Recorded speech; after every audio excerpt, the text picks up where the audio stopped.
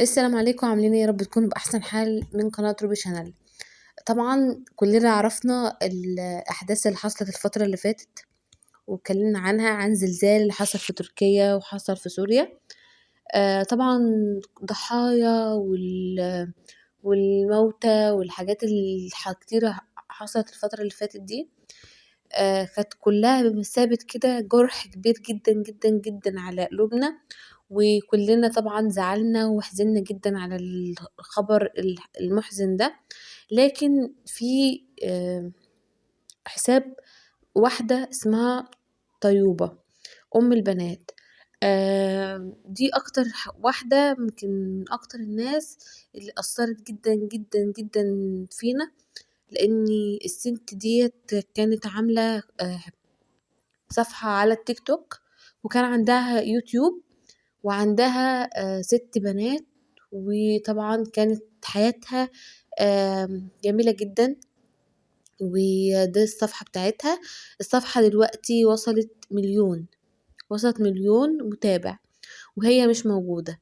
اللي حصل ان الست دي وجوزها وهم سوريين، واولادها سوريين.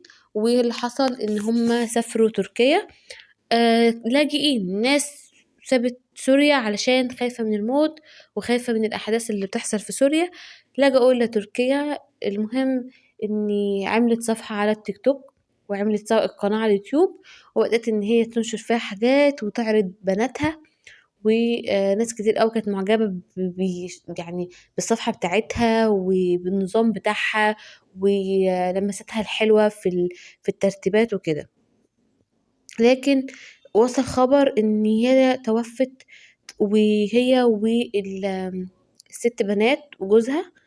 بنات زي الورد، بنات يعني عايزة اقول لكم، يعني بجد بجد ان شاء الله ان شاء الله يعني هم اكيد اكيد اكيد في الجنة بإذن الله. عايزة اقول لكم ان توفوا، ولحد دلوقتي ما طلعوا بنتين، وفاضل 4 بنات وهي وجوزها تحت الأنقاض. فربنا يا رب يرحمها ويغفر لها ويرحم الموتى جميعا. أكيد إن شاء الله بإذن الله عند ربنا الموتى في الزلازل أو في الكوارث الطبيعية بيتحسبوا من الشهداء. إن شاء الله نحسبهم من الشهداء، وربنا يلطف بينا، لان بجد بجد الفترة اللي فاتت دي والفترة اللي جاية كمان هتبقى صعبة. فربنا يسترها. وعايزاكم تدعوا لها وتدعوا لكل الموتى، وتدعوا كمان ان الناس ربنا يصبرهم، لان اللي توفوا او اللي كمان موجودين اهلهم مش موجودين، يعني فقدوا كمان ذويهم. فالله يرحمهم يا رب، ويرحم موتى المسلمين.